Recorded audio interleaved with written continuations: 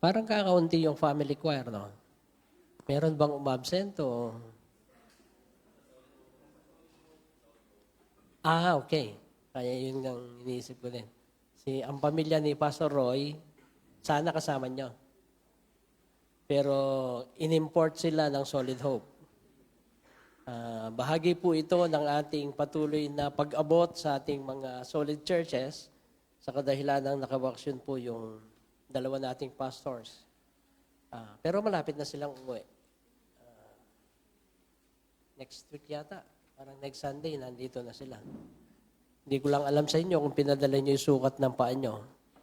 Pero babalik na po sila, kung di ako magkamali, this week or the week after. Yan. Kamusta na kayo po? Hindi man halatang tag-init sa atin, no? Parang okay lang tayo. Hindi man tayo masyado naapektuhan. Sabi ng mga kapatid, maraming mga struggles. Salamat kay Pastor Marcus, no? Na siyang ating naging tagapanguna ngayong umaga. Sasama na kita sa Jesus is Waiting, mga ilang ano pa.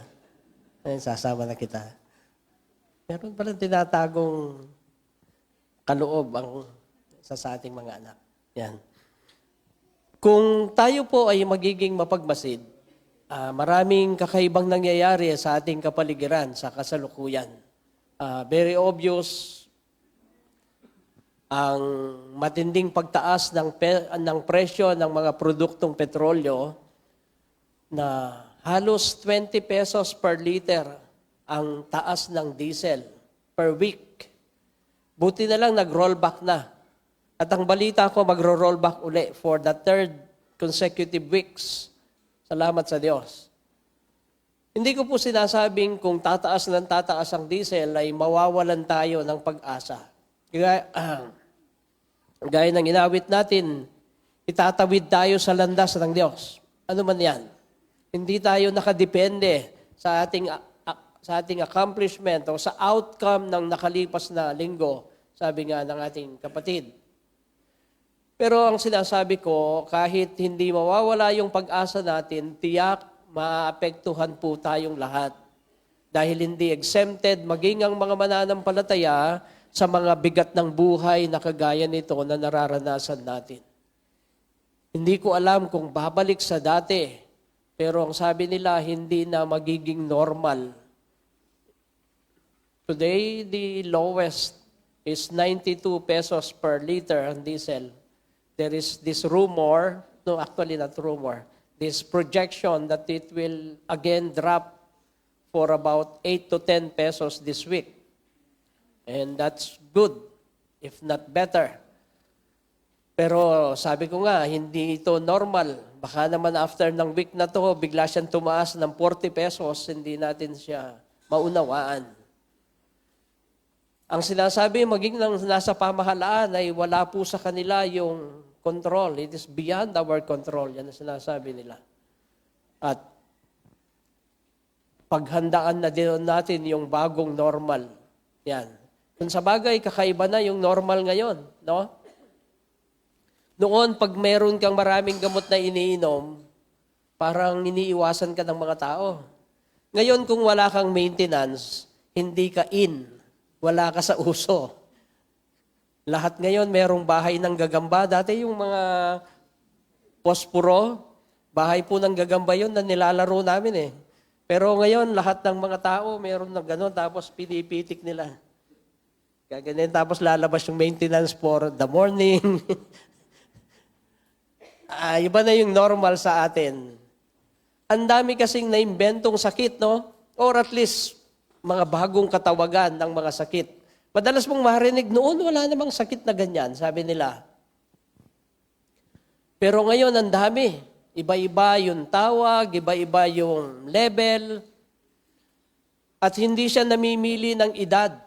Mula pa sa pagiging sanggol hanggang sa, kung hanggang saan ka man umabot, yung mga sakit na ito na dumarating, parang merong laging bago. Parang merong laging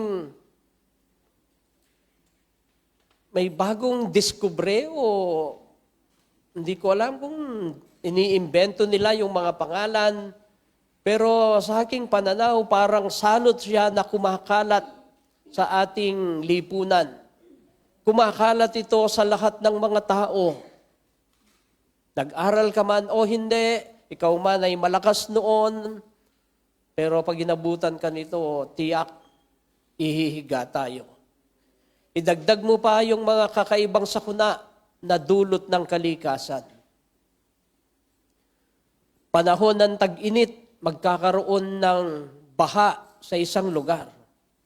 Something unprecedented or something that we have not seen before. Kasi wala pa namang internet ngayon na noon eh. Baka meron na rin ganyan noon, hindi lang natin siya nakikita. Nagkakaroon yung mga lugar na nagkakaroon ng malaking butas at nagsisink yung lupa. Ang tanong ko, saan napupunta yung lupa na nagsink? No, di ba pagka may nahukay na malaking hukay doon, aalis yung lupa, saan pupunta yon? Hindi natin alam. Tapos malalakas na lindol at pagyanig, maging yung bagyo, nag-level up na din po. Nung bata-bata ako ay hanggang signal number 3 lang yung pinakamataas. Di ba? Ngayon, signal number 7 na yata. Ano na yung signal? Ang taas-taas na. Hindi ko alam kung ni-reclassify or what. Pero ang alam ko, pag signal number 1, walang pasok ang elementary at kinder. Yan. Hindi na natin pinagkikialaman sa dami ng mga bagong bagay na ito. Parang kabi-kabila ang dumarating na mga pangyayari at mga bagay na hindi natin siya naranasan pa before. At ang pinakamalubha ay ang digmaan ng mga bansa. Ngayon, sa internet na lang natin pinapanood eh. Dati pinapakiramdaman, meron na bang mga naglanding na mga Hapon, meron na bang mga Kastila na nakaabot doon sa... Ngayon hindi po. Mapapanood mo lahat. Balak pa lang, plano pa lang. Kasi ngayon, isang pindot lang pwedeng mabura ang isang komunidad o isang bansa. Or kung hindi man minsanang magugunaw ang target, ang epekto naman ng lason na kakalat ang siyang papatay sa lahat ng pwedeng mabuhay sa lugar na tinamaan. At ito'y hindi sa ilang araw o buwan, taon yung gugugulin para yung radiation ay maubos at maging livable, pwedeng panirahan muli ng mga tao. Ayon sa mga nababasa natin at napapanood, lahat ng tao, hayop, mga tumutubong halaman at puno, ito'y mamamatay. At hindi siya pwedeng mabuhay sa lugar na yon sa mahabang panahon. Kung ito'y mangyayari, hindi ba natin nakikita na kakalat ang pagkagutom, magiging magulo ang mga lipunan, ang mga bansa, ang mga komunidad, at kakalat ang kamatayan sa buong lupain. Kaya nga naman marami ang nagtatanong, ito na yata ang tanda ng katapusan. Ito na yata yung dulo ng kwento ng sangkatauhan. Ako'y naniniwala, ito rin marahil ang saloobin ng maraming tao sa tagpo na kung saan sinitas natin ang ating pagsasaluhang mga talata ngayong umaga sa kabanatang 16 ng Ebanghelyo ayon kay Mateo. Ganito kasi ang background nito. Nung dumating ang Panginoong Yesus at nagpasimula ang kanyang earthly ministry, ang kanyang paglilingkod dito sa lupa, ang pangunahing mensahe na naririnig sa kanya, mangagsisi kayo at dumating na ang kaharian ng Diyos. Ang katuruang ito, kasama ng kanyang mga nakakatakot na pagpapaliwanag sa darating na panahon, ay lumikha ng malawakang usap-usapan at pagkakapangkat-pangkat ng mga tao sa ano nga ba ang plano ng taong ito, sino nga ba siya at saan siya nanggaling. Dahil ang kanyang pagtuturo ay makapangyarihan, Hindi kagaya ng mga pangkaraniwang leader ng relihiyon kung siya'y mangaral. Makapangyarihan siya kung magturo at tiyak. Sabi ng iba, siya ay nanggaling sa Diyos. Ang kontra-argumento naman ng ibang nangungusap, ang sabi, kung siya'y sa Diyos, bakit hindi niya kakasundo ang mga leader ng relihiyon? Ang kanilang pagkaunawa, ang taong yan ay sa dyablo. Dahil sinasalungat niya, hindi niya sinusunod ang mga turo ni Moises. Hindi niya ipinagpapatuloy yung natutunan natin sa lumang tipan.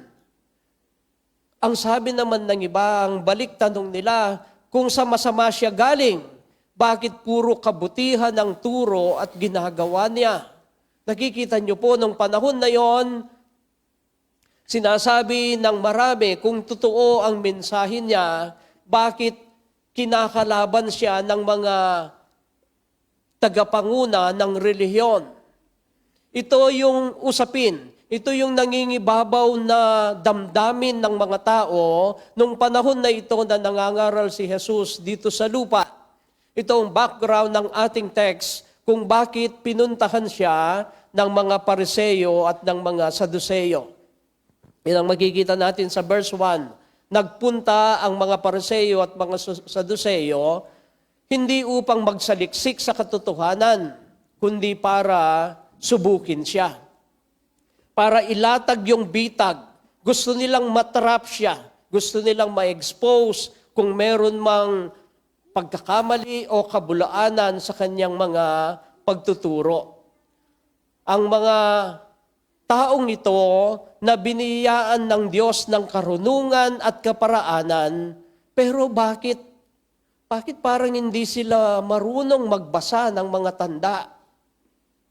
Makikita natin, hiningan nila ng tanda si Jesus. Before chapter 16, sa chapter 15 makikita nyo, nagpakain siya ng mahigit 4,000 tao. 4,000 kasi yung lalaki pa lang. So tiyak, higit pa sa 4,000 yung pinakain niya. Makikita natin, nagpagaling siya ng maraming tao. Nagturo siya ng may kapangyarihan. Ang mga leader ng relihiyon na ito, hindi nila siya maunawaan. Or at least ayaw nilang unawain siya. Sinasabi ng Panginoon sa kanila, bakit hindi kayo marunong magbasa ng tanda? Bakit humihingi kayo sa akin ng pagtatanda, ng pagkakakilala, samantalang narito maliwanag yung patutuo niya, yung buhay niya mismo. Ang mga taong ito na dapat sanay sila yung unang makakaalam dahil binigyan sila ng kasulatan na hindi lamang babasahin kung hindi ilalakad sa kanilang pananampalataya. Nakapagtataka, bakit di nila nakilala ang Diyos na nagpapala sa kanila ngayong siya ay kaharap na nila? Kanilang inaangkin, sila ay kay Yahweh. Sila ay mga tagasunod ng Diyos na makapangyarihan. Sila ay nagsasabing anak ni Abraham at sila'y sa Diyos. Pero nung bumaba dito ang Diyos at nagkatawang tao, hindi nila siya nakilala. At ang kanilang demand, bigyan mo kami ng tanda na totoo ka nga.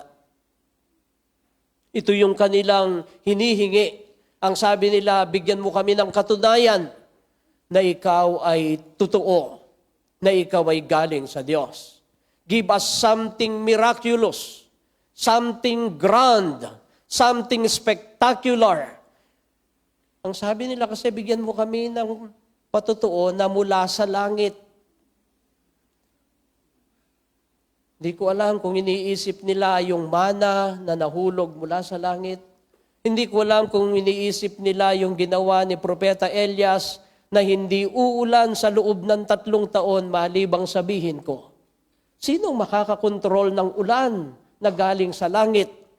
Hindi ko alam kung ganitong pagtotoo ang hinahanap nila, but definitely it is something grand. It is something miraculous. Kasi galing yan sa langit eh. Yun ang kanilang hinihingi. Bigyan mo kami ng pruweba. Bigyan mo kami ng tanda. Yan ang sabi ng mga Pariseo at ng mga Saduceo. But Jesus instead told them, look back to the Scriptures. Ibaling ninyo ang inyong tingin. Mali ang inyong focus. Mali ang basa nyo ng mga tanda. Hindi ko alam tayong mga Kristiyano kung paano natin binabasa yung mga tanda. Ang sabi ng kasulatan, makakarinig kayo ng digmaan at mga balita ng digmaan. Mararanasan ninyo ang pagkagutom, mararanasan nyo ang sakit at salot na darating. Pero hindi pa ito ang katapusan. Malapit na, pero hindi pa ito, sabi niya. Nung pumutok ang pinatubo, nakikita ko siyang, yung parang fireworks na malalaki dyan sa, marami kasi sa mga anak natin, hindi ba sinilang nung pumutok ang pinatubo. Pero hindi ko makalimutan yon. Nung pumuputok siya, pakita mo, nanggagaling doon sa bulkan. Tapos yung asphalt, akala mo malakas na ulan na napupunta sa yero. Nung kami, kahit gabi, kailangan mong alisin yung lupa na nahuhulog sa yero dahil babagsak siya sa bigat. Pero alam nyo, nung naglilinis yung mga kasama ko doon sa yero, nakatingin ako, banda doon yung pinatubo. Kung galing ka ng Bamban, ganyan yung direction niya. Nakatingin ako doon at hinihintay ko na darating na si Lord. Akala ko, yun na. Di pa naman ako nag-asawa pa noon. Sayang naman, no? Katatapos kong nag-exam sa board, hindi pa nga lumalabas yung resulta nung panahon na yon. Sayang naman. Parang sinasabi ko, Lord, pwede bang... Pero kung darating ka na, okay lang. At talagang, ang totoo, parang may excitement sa aking puso na sana makita ko siya na darating, na bababa. Pero guni-guni ko lang pala yon. Hindi pa po yung binatubo. Paano nyo binabasa yung mga nangyayari sa ating paligid ngayon? Yung mga tanda na nangyayari?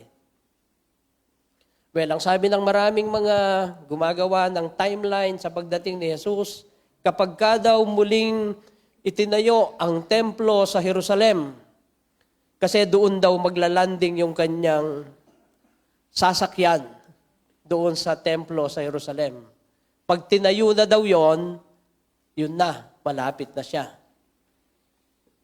There will become ano yung tawag doon? Abomination of desolation. Yung malagim na kasuklam-suklam, yan ang sabi sa Tagalog. Doon isisigaw ng Antikristo na siya'y Diyos. Doon sa templo mismo. Pag nangyari yon, malapit na daw. Kayo po, paano nyo sinusukat kung malapit na ang katapusan? Pag magbusit yung asawa nyo. Paano nyo sinusukat na malapit na yung pagkawasak at pagkagunaw ng mundo? Ang mga Pariseo at mga Saduceo, dapat sana'y alam nila. Dahil sila yung binigyan ng kasulatan. Hindi po lahat ng tao sa mundo nung panahon na yon ay may sipi ng kasulatan ng Diyos. Hindi lang sila binigyan, sila pa'y binigyan ng karunungan para maunawaan yon. Pero sa kabila ng lahat ng yon, mali ang kanilang pagkaunawa at ito yung gustong itama, i-correct ng Panginoon dito. Although si Apostol Mateo, napakaliwanag sa kanyang ginawa at sinulat na ebanghelyo na kanyang binibigyang diin ng pagkahari ni Kristo. Bagamat iba ang pagkaunawa ng marami, pero kay Mateo, he is presenting the kingly coming. He is presenting the king of the kingdom.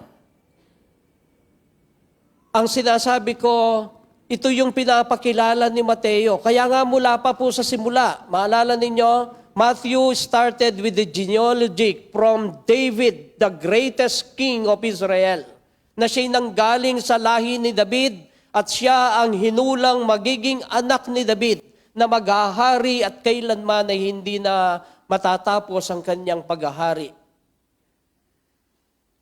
Kaya lang yung kasalukuyang kaharian ni Kristo ay hindi po nakabase, ang tanda ay hindi po yung pagdating ng isang dakilang mandirigma na may malaking espada at nakasakay sa kabayong puti. Hindi po. Si Leong Guerrero po yon. Hindi yun ang hinahanap ng marami. Pero hindi ganoon ang pagdating ng hari. Yan ang sinasabi ni Mateo. Ang kanyang pagdating ay binibigyang tanda ng kanyang pagkamatay at muling pagbangon mula sa mga patay. His death and resurrection mark the present kingdom of Christ. Ito yung gusto kong maunawaan natin.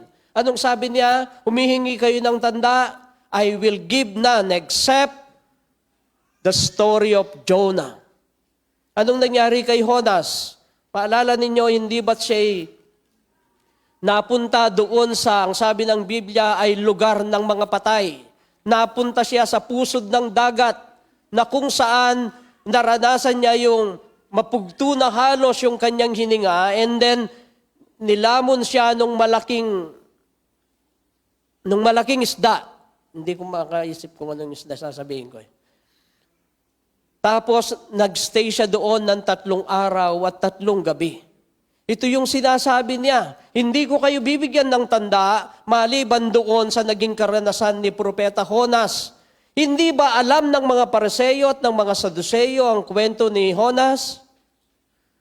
Alam nila, pero hindi nila nauunawaan. Obviously, they cannot see it. Bakit hindi po makita ang katotohanan ito ng mga Pariseo? 2 bagay ang gusto kong makita natin. I would like to suggest 2 things that we can glean from our text this morning. Gusto kong makita natin ito mula sa ating sinitas na talata. Anong dahilan? Bakit hindi makita ng mga taong ito ang mga tanda na ibinibigay ng Panginoong Hesus, na ibinigay ng ating Panginoong Hesus? Una, binulag sila ng kanilang sariling pangangatwiran. Binulag sila ng kanilang sariling pagmamatuwid. Alam nyo, madalang po sa Biblia na makita ninyo na magkasama ang mga Pariseo at Saduceo. Hindi sila dabarkads. Oo, parehas na leader ito ng relihiyon, pero magkasalungat yung kanilang pangunahing pinaniniwalaan. In fact, sa Mateo, this is the very first time that they went to Jesus na magkasama sila. Ito yung pinakauna. May nauna pa dito, magkasama silang nagpunta din doon kay John the Baptist, doon sa Jordan River. Pero as far as Jesus is concerned, ito lang yung makikita ninyo na silang dalawa ay nagpunta para subukan ng Panginoon. They were bitter enemies. Hindi po sila magkasangga. Akala nyo kasi dahil mabasa nyo dyan, Pariseo at Saduceo, parang magkaakbay palagi. Hindi. Ano ba yung doktrina na pinag-aawayan nila?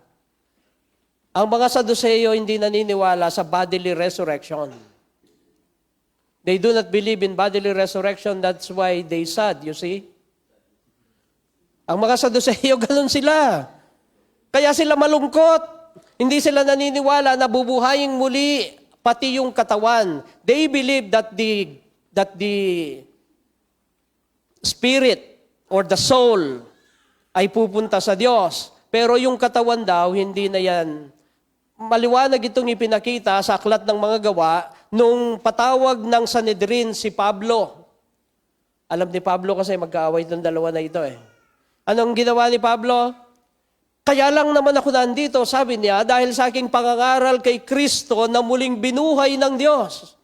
Sabi ng mga Pariseo, very good. Sabi ng mga Saduceo, hindi. Mali ang doktrina mo. Alam niyo ang nangyari, di ba? Nag-away yung Pariseo at Saduceo, lumabas na si Pablo. Ganon siya kagaling. Hindi magkasundo ang dalawang ito. Pero dito, they found a common enemy. Kasi naman, ang tinuturo ng Panginoong Yesus dito ay ang pagiging matuwid. Para maging subject ka, para maging kaanib ka o masasakupan ka ng paghahari ng Diyos, dapat matagpuan kang matuwid. Kaya lang, ang kanilang paniniwala, if they disagree with so many things, but they agree in one thing, and that is acceptance of God is true self-righteousness. Silang dalawa naniniwala na para tanggapin ka ng Diyos, dapat ay maging matuwid ka sa iyong sarili o merong self-righteousness sa English. And this is by obeying the law. Meaning in our context, this is doing good things. Ang paggawa ng mabuti, basta gumawa ka daw ng mabuti, at maniwala ka sa Diyos, okay na yan. Aariin kang matuwid ng Diyos. With that belief, they claim that they are righteous before God. Their self-righteousness blinds them to the truth of the gospel. Why? Let me explain. Sinasabi nila, naniniwala naman kami sa Diyos, kami ay gumagawa ng mabuti, kaya matuwid kami sa Diyos, sa harapan ng Diyos. Hindi po totoo yun. Binulag sila ng paniniwalang ito. Dahil ang Ebanghelyo, ang pangunahing sinasabi niya ay dapat makita mo na ikaw ay kinukonvict sa kasalanan. Ang Ebanghelyo ay sinasabi niya, makasalanan ka at hindi ka matuwid sa harapan ng Diyos. It is a convicting gospel. The Jesus of the gospel is a convicting Jesus. Inuudyukan ka, sinasabihan ka, wala akong makikita ang Tagalog ng convicting eh. Inuudyukan ka ng Ebanghelyo na ikaw ay makasalanan. Meaning, as far as the gospel is concerned, there is conviction of sin. Gustong ipaalam sa atin ng Diyos na ang katotohanan talaga, ang lahat ng tao ay under condemnation. We are all under God's rejection. Hindi ba't ito yung sinabi ng banal na kasulatan? Walang matuwid. Wala. Kahit isa. At ang lahat ay nangagkasala nga at hindi umabot sa kaluwalhatian ng Diyos. Kaya lang ang feeling nila, hindi sila kasama doon sa mga makasalanan. Ang mga Pariseo at Saduceo, tingin nila, matuwid sila sa Diyos. And we can see this as expressed in the request of a sign from heaven. Bigyan mo kami ng tanda na mula sa langit. Ang dami namang ibang tanda. Bakit yung tanda pa ay kailangan mula sa langit? Because only a sign from heaven can persuade them. Ang tanging makakapagbago ng kanilang kaisipan kapag ang halimbawa ay galing sa langit. Anong sinasabi nila? Tagalangit kasi kami. Hindi kami kagaya ng pangkaraniwang tao. Tagalangit kami. So ang halimbawa na gusto naming makita, ang tanda na dapat mong ibigay sa amin ay dapat mula sa langit. Because they believe they are people who belong to heaven. Ganito yung kaisipan ng mga Pariseo at ng mga Saduceo. Why? Because they have done good things. Good enough to merit heaven. Ang paniniwala nila dahil sa kanilang ginawa, dahil sa kanilang mga alam, ay magiging karapat-dapat sila na makarating sa langit. Pero nakalimutan nila ang sabi ni Propeta Isaias, na ang mabuting gawang pinagmamalaki natin ay animoy maruming basahan sa harapan ng Diyos. They believe in God, but they want to do things their way. Hindi ba't ganito din ang nangyayari sa maraming tao sa ating panahon? People in our time may acknowledge Jesus. Kagaya natin, pag tinanong mo sila, naniniwala ba kayo kay Jesus? Oo naman. Bata pa ako, naniniwala na ako kay Papa Jesus. Yun ang sabi nila. But I'm telling you that Jesus is not the Jesus of the gospel. Kung ang paniniwala mo, ang pagpunta sa Diyos ay sa magitan ng mabuting gawa, walang conviction ng kasalanan, then that is not the Jesus of the gospel. Yes, they believe in Jesus, and they create a lot of things concerning this Jesus. What they want is a loving Jesus. What they want is a compassionate Jesus. What they want is a Jesus who will give them everything they want. Kung ano yung gusto nila, ito yung Jesus na kanilang kinikilala. Pero hindi ang alam nila at feeling nila ang... Natawa nga ako sa kapatid na BMO kagabi, sabi niya, ang feeling ko kasi bata pa ako. Yung feeling natin nandaraya. Ako din, ang feeling ko mayaman ako eh. Pero feeling ko lang yon. Hindi totoo yon. Ang totoo ay kung ano yung sinasabi ng kasulatan. Ang feeling ng maraming tao, naniniwala sila sa Diyos, pero yung Jesus na kinikilala nila ay base sa kung anong gustong pagkakakilala nila. That is not so. Ang Jesus ng Ebanghelyo ay ang Jesus na nag-uudyok at nagsasabing tayo ay makasalanan. Dahil kung wala kang kasalanan, ang sabi ng banal na kasulatan, hindi para sa iyo ang Jesus ng Ebanghelyo. Sabi ng Matthew chapter 9 verse 13, ganito ang sabi ni Jesus mismo, "Humayo kayo at unawain ang kahulugan nito. Habag ang nais ko at hindi handog. Sapagkat naparito ako," sabi ni Jesus, "upang tawagin ang mga makasalanan, hindi ang mga matuwid." Or at least nag-aakalang matuwid. Hindi yung mga nag-iisip na sila'y okay sa harapan ng Diyos. Hindi ba't matalim na pangungusap ito? Akala ng mga Pariseo, ng mga leader ng relihiyon, akala nila'y okay sila, pero hindi sila tatawagin ng Diyos. Anong sinasabi ng Ebanghelyo ng Panginoon? Ang mabuting gawa ay hindi sapat. The gospel is good news to sinners, but not to self-righteous people. Kaya nga mabuting balita ito, dahil may masamang balita, mamamatay tayo sa kapahamakan. Pero sa mga nagsasabing sila'y matuwid sa Diyos, hindi nila kailangan ng mabuting balita. Kaya nga hindi sila tatawagin, sabi ng Panginoon. But the only way to be accepted of God is through the substitutionary death and resurrection of Jesus Christ. There is no other way. Malinaw ang Biblia.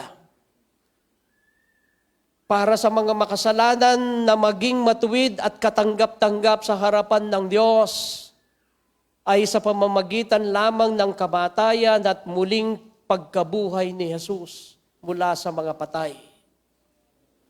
Dahil ang lahat sa atin, lahat tayo'y nagkasala nga. Amen. Sino ang makakaangkin na siya'y walang makasalanang iniisip? Sino ang makapagsasabi na siya'y walang kasalanang ginagawa? Who can lay claim to all this sinlessness when we are in fact living in a world of sinfulness? Sinful thoughts, sinful deeds. And so I'm saying, it affirms what Paul summarized in Romans chapter 3. No one is righteous, no, not even one. For all have sinned and come short of the glory of God. The only way to be righteous before God is by believing in the righteousness of Christ Jesus. Huwag niyo pong isipin na sinasabi ko na ganito, hindi sapat yung mabuting gawa. Huwag niyo pong isipin na minamaliit ko ang inyong paghahangad na makagawa ng mabuti. In fact, I would like to say when you do good things to other people, that is commendable. Maganda po yon. Hindi ko sinasabing, huwag mo nang gawin yan, hindi po. Pakinggan ninyo ako, mga minamahal. I commend your efforts when you strive to do good and help other people. But as far as salvation is concerned, becoming righteous before God, good works are not enough. I'm sorry to disappoint you, pero hindi sapat yung gumawa ka ng mabuti para makarating ka sa langit. Itong sinasabi ng banal na kasulatan. I commend the efforts of those people who are doing everything. Naisip ko nga kung tataas ng diesel, magkakaroon na naman ng pantryman. Naalala nyo noon, mayroong nagano ng gulay, at kung ano-ano pa yung mga pinamimigay sa mga nahihirapan. Maganda yon. But the scripture is very clear. No one is righteous in God's standard. No, not even one. The truly righteous before God is Jesus alone. Siya lang. Kaya nga ang hamon ko sa bawat isa, atin ng talikda ng pag-aangkin na tayo ay matuwid sa ating sarili at magmakaawa, nakahabagan tayo ng Diyos, na ilagak natin ang ating sarili sa habag ng Diyos at yun lang ang paraan upang abutin tayo at maging matuwid sa Kanyang harapan.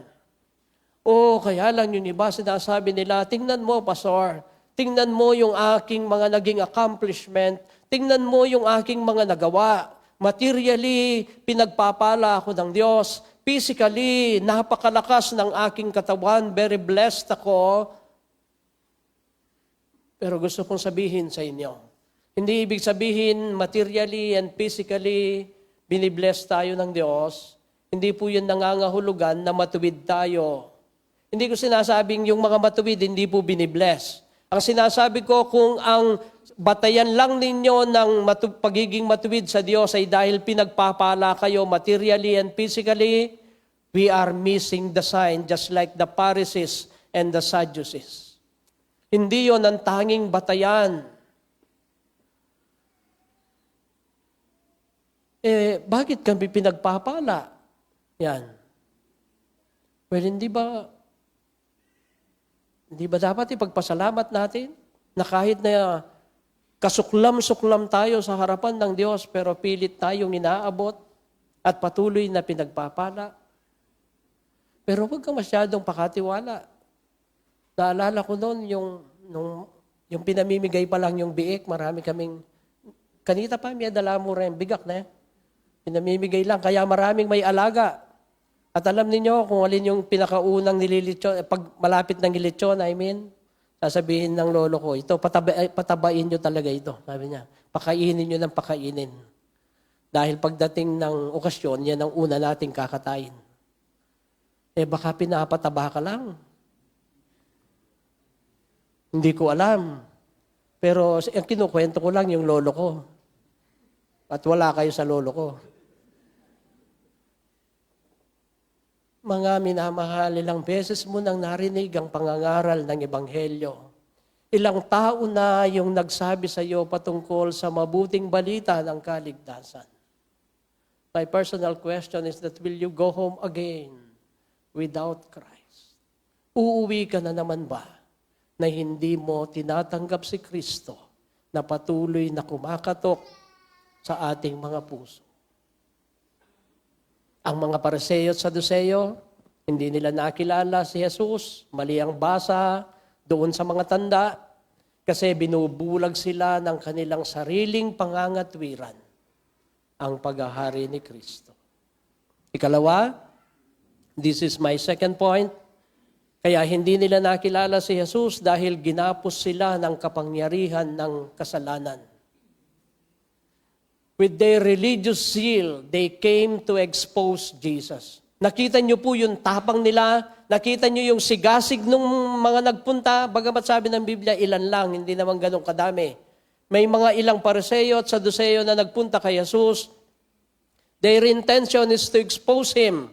Instead, it was Jesus who exposed the Pharisees and the Sadducees na baligtad, no? Sabi ng verses 3 and 4 ng ating text, at kapag umaga na may sinasabi ninyo, uulan gayon dahil madilim ang langit. Nakakabasa kayo ng palatandaan sa langit, ngunit hindi nyo mabasa ang mga palatandaan ng kasalukuyang panahon. You can read the heavenly signs, but you cannot read the signs of the times. Alam nyo ba sa mga theologian, yung signs of the times na yon ay grabing libro na po yung nasulat at debate ang nangyari dahil sa phrase na signs of the times. Pwede niyo, alam ninyong basahin ang mga palatandaan ng langit. Anong palatandaan ng langit? Yung makulimlimang langit. Uulan. Di ba? Alam natin, pero ngayon ang hirap na. Mainit, mamayang alas 4, uulan. Ito yung aking forecast mamaya. Uulan ng malakas. Sa makapagal lang, banda. Pero ang sabi niya, hindi nyo mabasa. Nababasa nyo yung maraming tanda na ito, pero hindi nyo mabasa ang mga palatandaan ng kasalukuyang panahon. Anong tawag ng Diyos sa kanila? Mga lahing masama. You evil people. Yan ang sabi niya sa English. That is the general classification of man. Mga lahing masama. Mga, kasama po tayo doon. Huwag tayong magmalinis. That is the general classification. And the next one, you evil people and adulterers. Yan ang sabi niya sa English. Pero sa Tagalog, inayos na yung rendering sa mabuting balitang salin at least, ang sabi ay mga taksil sa Diyos. Yung adulterer na sinabi sa English, hindi po siya kagaya ng pangkaraniwang pagkaunawa natin sa adultery. Sa lumang tipan kasi, kung matatandaan ninyo, ay nagkaroon ng tipanan. Magkatipan ng Diyos at ang Israel. Ngunit ang Diyos ay tumalikod sa kanyang tipan kay Yahweh at siya ay ano ba ito? Siya ay sumama sa iba't ibang Diyos-Diyosan. Iniwan niya yung kanyang katipan. Kaya ang tawag ng Diyos sa lumang tipan, when it was used in the Old Testament, adultery is tantamount to saying as idolatry. Ito ay pagkakaroon ng mga Diyos-Diyosan. Kaya nga yung sabi niya dito, mga evil doers o evil people and adulterers, ang sabi niya sa kanila, humingi kayo ng palatandaan, ngunit walang ibibigay sa inyo maliban sa himalang nangyari kay Jonas. Itong sinasabi niya.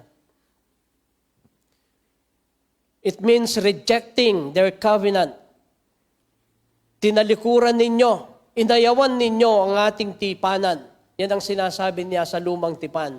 At sa bahaging ito ng bagong tipan, sinasabing diretso ni Jesus, kung kayo'y katipan ng Diyos, bakit hindi nyo ako nakikilala? Ako ang Diyos na nagkatawang tao. Nandito ako sa inyong harapan. Di ba sabi ng John, dumating siya sa kanyang bayan, pero ang bayan niya hindi siya tinanggap. Ayaw nila ng liwanag dahil nasanay na sila sa dilim. In here, God became man. He was presented in their face, yet they did not recognize Him. Hindi sinabi ng diretso, but I can surmise, we can read between the lines, kung bakit hindi siya nakilala. Because in their religion, there is always fanfare, there is always something miraculous, there is always something spectacular. Sa mga Hudyo kasi ganoon eh. Nagkakaroon ng mahimalang bagay. Paalala ninyo yung nangyari kay Propeta Elias doon sa bundok ng Carmel? Hindi ba't ang dami niyang kalaban, 450, kung di ako magkamali, yung mga propeta ni Baal? At silang lahat ay nagsayawan at kung anong ginawa para tupukin yung handog, para sunugin, wala. Nung si Propeta Elias, sabi niya, pagod na kayo, ako naman, sirit na. Nung siya ang tumayo, sabi niya, buhusan niyo ng tubig, baka sabihin niyo, tsamba lang. At nung siya'y manalangin, nilamon ng apoy, hindi lang yung handog, pati yung gatong, pati yung tubig na nasa ginawang kanal na nakapaikot. So spectacular, marvelous. Yan ang mga terminong ginamit. Siguro iniisip nila kagaya ni Moses, nung kanyang i-stretch, yung kanyang, ano ba yung stretch sa Tagalog? Nung kanyang iunat ang kanyang kamay, hawak yung kanyang tungkod, hindi ba't nahawi ang dagat na pula? O marahil iniisip nila kagaya nung panahon ni Haring David, kung papaanong nung sa kanyang murang edad ay kaya niyang patumbahin at talunin ng higanting si Goliath. Something marvelous. Kaya ang maraming tao, ang kanilang sinasabi, tingnan mo kami. We are so successful.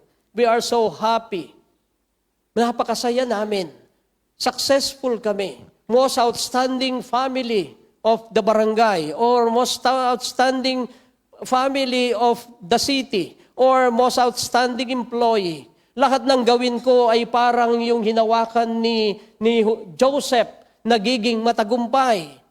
Masaya ang aking pamilya, malusog kami lahat. What else proof that you need to see that God is on our side? Ganito yung sinasabi ng mga taong nakagapos sa kapangyarihan ng kasalanan sa kanilang relihiyon. Hindi nila makita ang katotohanan. Ang kanilang nakikita ay masaya sila, matagumpay sila, kaya't ang paniniwala nila, kakampi nila ang Diyos.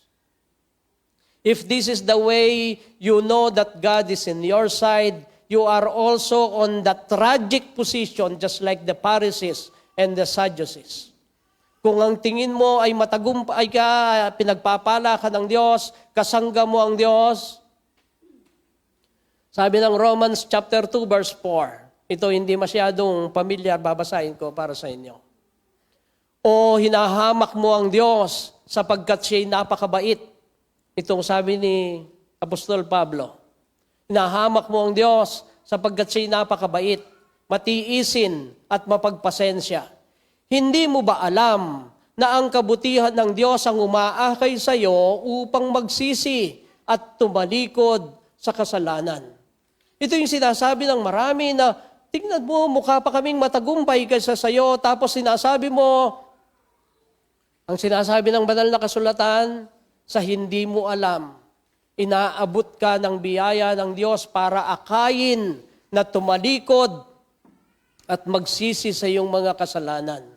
Ang sinasabi dito, sa kabila ng ating mga kasalanan, God in His mercy preserves us. Minsan may makakausap tayong ganito, hindi ko lang, may kausap ako ngayong umaga na ganito ang paniniwala. Tingnan mo nga ako, pastor, mukha pa ako malusog sa iyo. Ikaw mukha ka ng mauuna kaysa sa akin. Hindi po yun ang sukatan ng kasangga natin ng Diyos, that God is on our side. May mga pagkakataon, pinagpapala ka ng Diyos para ma-realize mo na sa kabila ng iyong pagiging makasalanan, pero patuloy kang inaabot at pinipreserve ng Diyos. Kagaya ng sabi ni Jesus, na ang Diyos ay nagpapaulan maging sa mga hindi marunong magpasalamat, sabi niya. Di man namimili yung ulan, no? Yung blessing niya.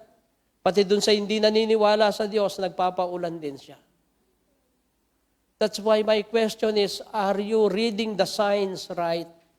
Kagaya ba ng mga Pariseo at Saduceo, mali din ba ang iyong pagkabasa? Tama ba ang tingin natin sa mga tanda? Sa tanda, actually, isa lang. Sa tanda na ibinigay ng ating Panginoon, ang nangyari kay Jonas, na ang kanyang kamatayan at muling pagkabuhay, ang siyang tanda ng kanyang kasalukuyang kaharian dito sa lupa. Ang sino mang hindi dadaan doon sa kanyang substitutionary death will never become subject of His kingdom. Hindi ko alam. Pero yung iba, nahirati na sa buhay, paglakad ng iglesia. Hindi ko alam kung lahat tayo'y nakaranas ng tunay na pagkakilala kay Jesus, ng pagsuko ng ating buhay sa Kanya. Ang iba kasi ay nakasandal lang doon sa mga mahimalang bagay na nangyari sa kanyang buhay. O magmula nang magpunta ako sa church na yan, ang sarap ng pakiramdam. Kagaya na sinabi ko kanina, yung feelings natin nandadaya. Ang sinasabi ng iba, magmula nung sumali ako sa church na yan, ang daming himala at mabubuting bagay ang nangyari sa akin. Nung maging kaanib ako ng church na yan, naramdaman ko yung security, yung kapangyarihan ng pagsunod ng Diyos sa akin. Hindi din po yun, mga kapatid. Hindi din po yun ang sukatan. Maalala ninyo sa Matthew chapter 7, marami yung nagrereklamo nung sila ay ayaw papasukin sa langit. Anong sinasabi nila? Hindi po ba't nangaral kami sa iyong pangalan? Gumawa kami ng himala sa iyong pangalan. Pastor pa po kami. Tapos hindi pinapasok sa langit. Hindi ako yun, ha? Papasok ako doon, sure ako. Diakono pa man kami. At hindi rin yung mga diakono natin. Sigurado din ako doon. Marami akong ginawa para sa iyong pangalan, pero hindi sila pinapasok. Anong sabi ni Jesus? Lumayo kayo sa akin. Hindi ko kayo nakikilala. Paano niya sila makikilala kung wala silang personal na relasyon sa Diyos? Hindi pwedeng i-assume lang natin na komo kasama ka sa listahan ng Solid Foundation Baptist Church ay automatic nakalista ka sa aklat ng buhay. Hindi po, mga minamahal. Itong sinasabi dito ni Jesus, hindi ko mo pinagpapala tayo, hindi ko mo nararanasan natin ang pagpapala ng Diyos, hindi ko mo natitikman natin ang biyaya ng banal na Espiritu. Actually, yung natitikman nyo, kung wala kayong Jesus, yung mga tilamsik lang.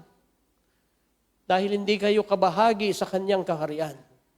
Bakit kailangang masatisfy kayo doon sa tilamsik ng biyaya kung pwede nating matanggap ito kung magkakaroon tayo ng personal na relasyon sa Kanya? Whatever signs and wonders you have performed, but never face the fact that you are under condemnation, you remain a sinner. You remain unsaved, no salvation, without hope, and without God. Yan ang sabi ng Biblia. Pastoran, talim na mo ang magsalita, hindi po, kinukot ko lamang po itong mga talata na ito mula sa banal na kasulatan. But if you are looking unto Jesus who died and rose again to become King and ruler of our lives forever, then we are reading the signs right.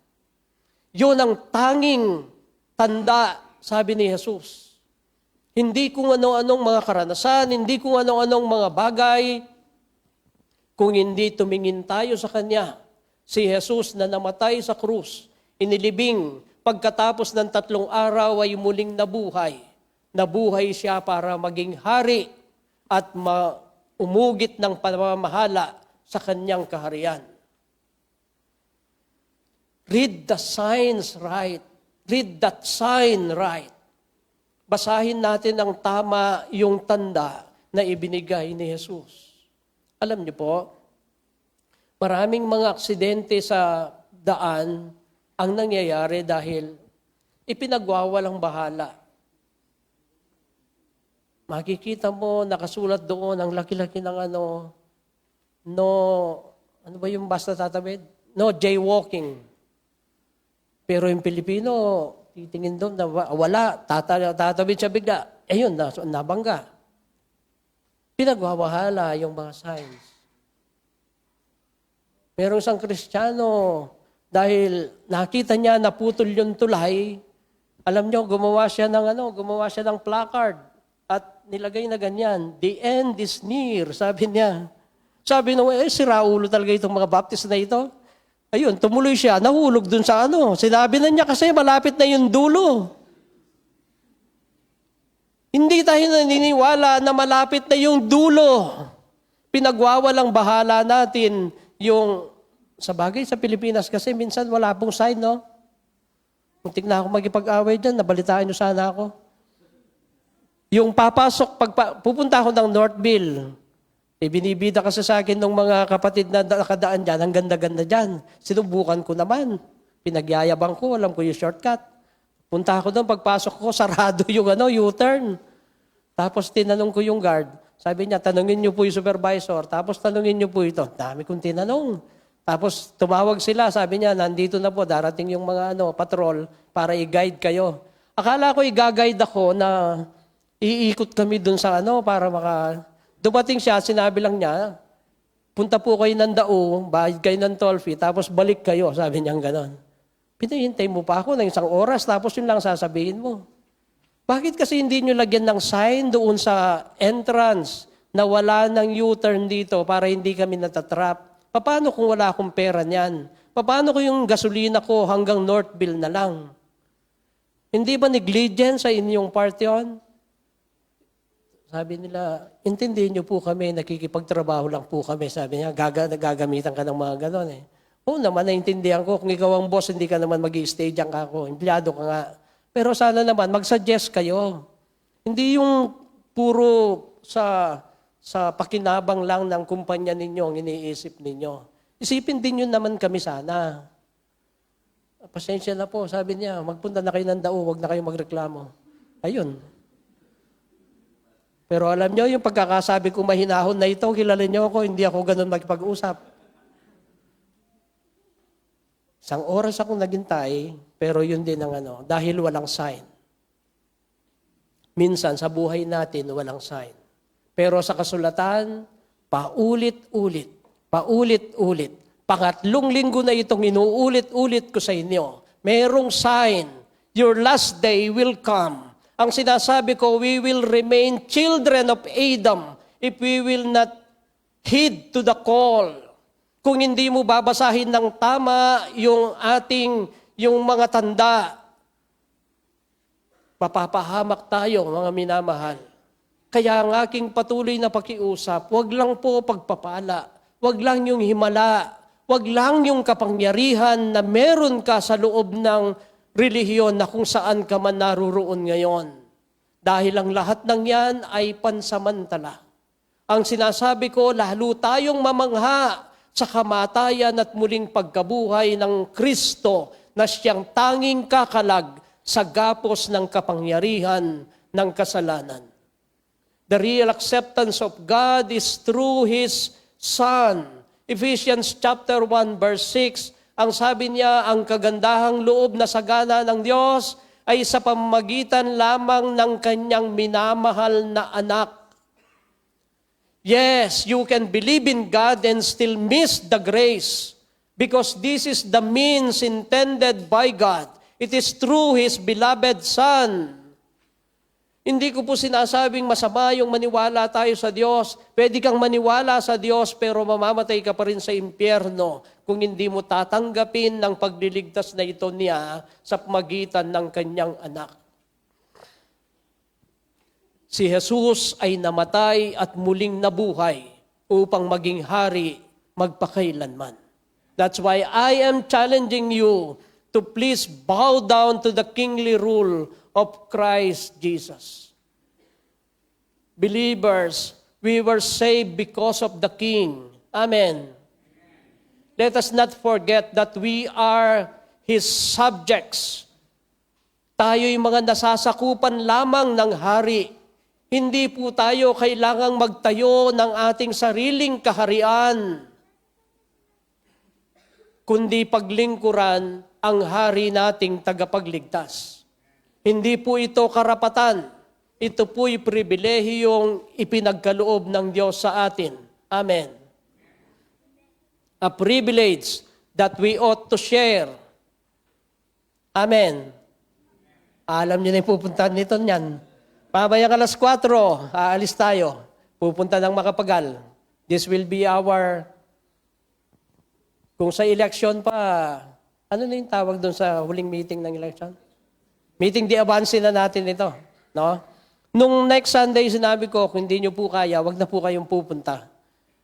At hindi nga kayo nagpunta. Iilan lang kami. O binabawi ko na yun ngayon. Kung gusto nyo po na mapaglingkuran ng hari, aalis tayo ng 4 mamayang hapon. Ngayon, kung hindi po kayo makakapunta, naunawaan ko naman yon yung mga may iniindang karamdaman ng mga kapatid. Kung po pwede din lang, pagdating ng 5, samahan nyo po kami sa inyong pananalangin.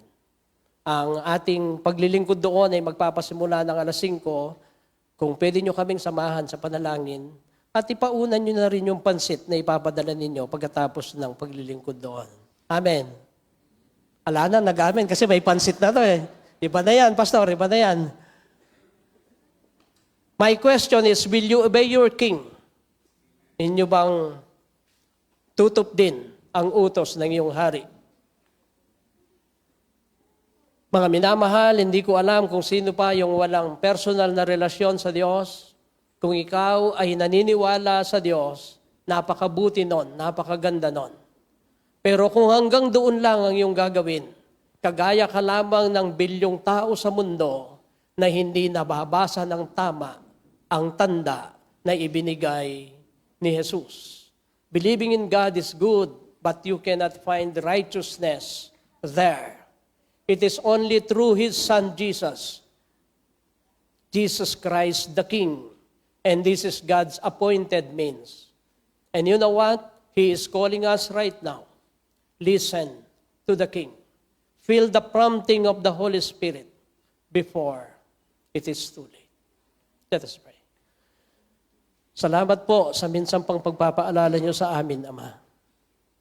Ako po'y naniniwala, hindi na sayang ang 3 linggong pangangaral patungkol sa mabuting balita ng iyong pagliligtas. Naniniwala ako, maging sa aming mga kapatid, ay mananatili yung mga katotohanan ito, lalo na sa mga magulang, na kanilang ipapangaral sa kanilang mga kani-kaniyang mga pamilya, sa kanilang mga anak, sa kanilang mga apo, naway manatiling nakaukit ang mga katotohanan ito sa aming mga puso. Dahil kagaya ng sabi ninyo, walang ibang kaparaanan upang makasumpong ng kaligtasan ng sino mang makasalanan. Maliban kilalanin namin, malibang tanggapin namin ang aming Panginoong Jesucristo bilang aming Panginoon at tagapagligtas. Salamat po Ama, sa patuloy mong pangunguna sa amin. Patuloy kang mangusap sa buhay ng bawat isa. Patuloy ka pong mabigyang luwalhati sa buhay ng iyong iglesia.